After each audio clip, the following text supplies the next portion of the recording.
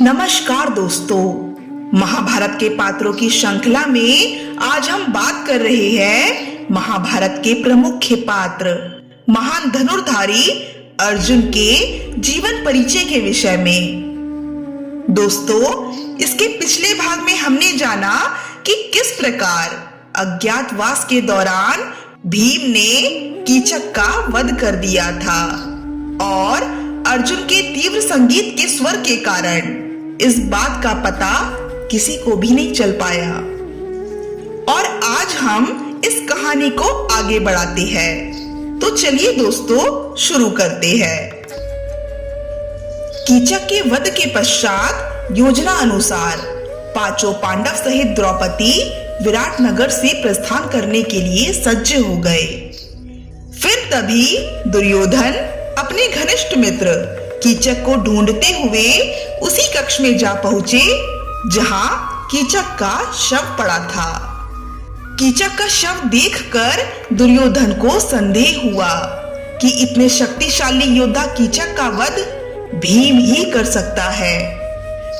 फिर दुर्योधन ने विराटनगर से बाहर जाने के सभी मार्ग बंद करवा दिए और विराट राज्य पर आक्रमण कर दिया।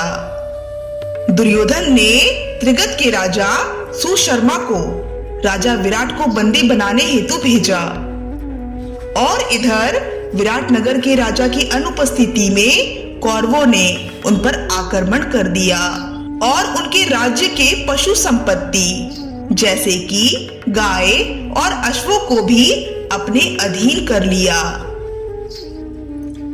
विराटनगर की ऐसी परिस्थिति देखकर पांडवों ने वहां से प्रस्थान करने का विचार त्याग कर विराटनगर की सुरक्षा करने में लग गए, क्योंकि ये आक्रमण दुर्योधन ने पांडवों को ढूंढने के लिए ही किया था। इसलिए अब पांडवों का कर्तव्य है कि वो विराट राज्य की रक्षा करे। यहाँ युधिष्ठिर और भीम महाराज विराट को उनकी कैद से मुक्त करवाने में लग गए और वहां नकुल और सहदेव विराट राज्य के पशु रूपी संपत्ति को मुक्त करवाने में लग गए। राजमहल में कोई योद्धा शेष नहीं था जो विराट राज्य की रक्षा कर सके।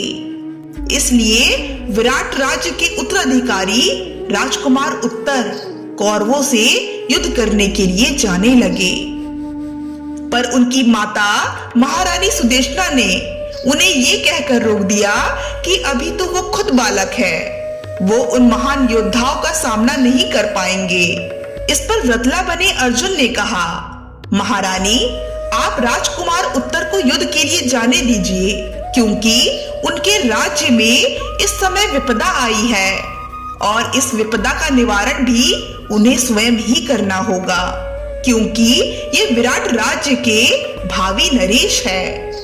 फिर महारानी सुदेशना ने राजकुमार उत्तर को युद्ध में जाने की अनुमति दे दी, पर राजकुमार उत्तर को एक उत्तम सारथी की आवश्यकता थी। इस पर सेंधरी बनी द्रौपदी ने कहा, राजकुमार, आप व्रतला को सारथी के रूप में ले जा सकते हैं। इस पर राजकुमार उत्तर व्रतला का उपहास उड़ाते हुए कहते हैं कि व्रतला तो एक किन्नर है और एक किन्नर मेरा सारथी कैसे हो सकता है।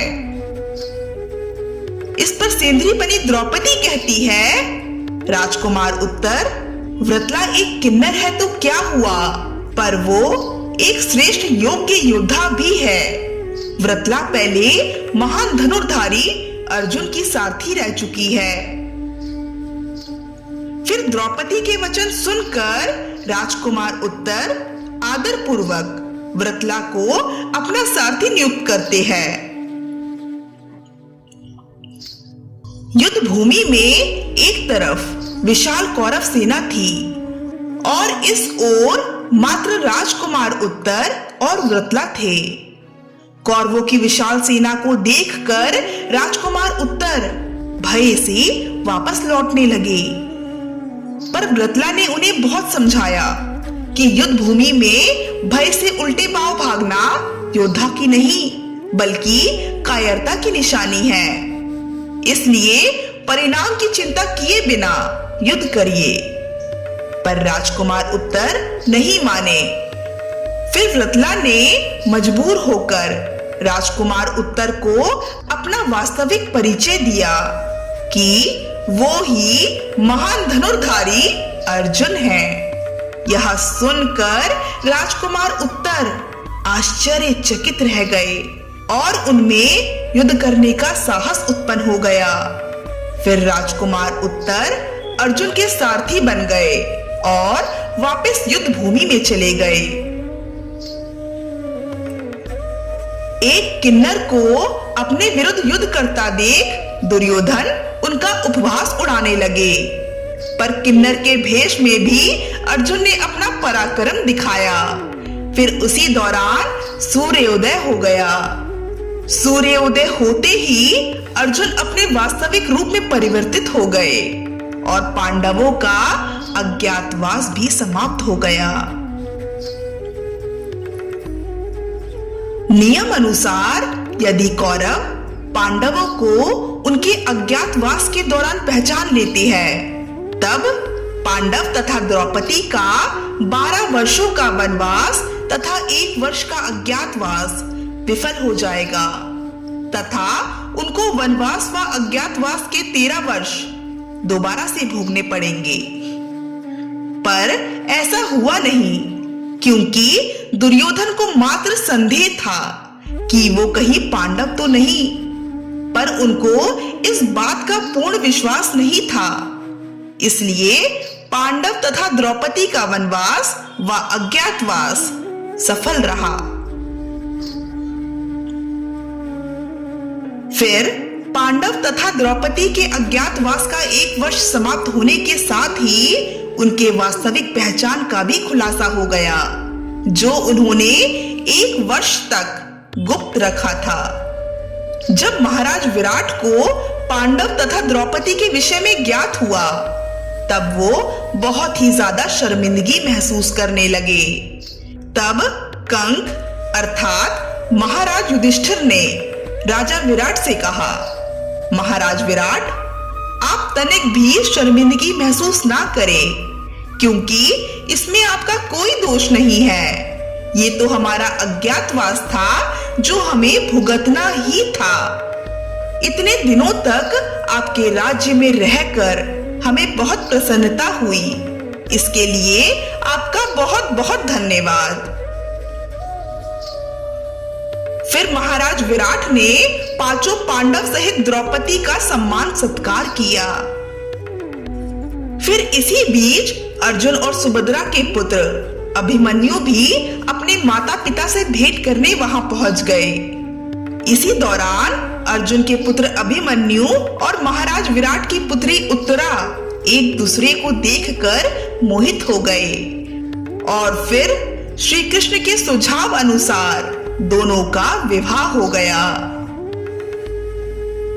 अभिमन्यु और उत्तरा को एक तेजस्वी पुत्र की भी प्राप्ति हुई थी, जिनका नाम था परीक्षित।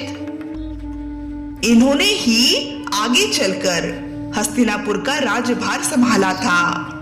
महाराज परीक्षित ने ही हस्तिनापुर के वंश को आगे जारी रखा था।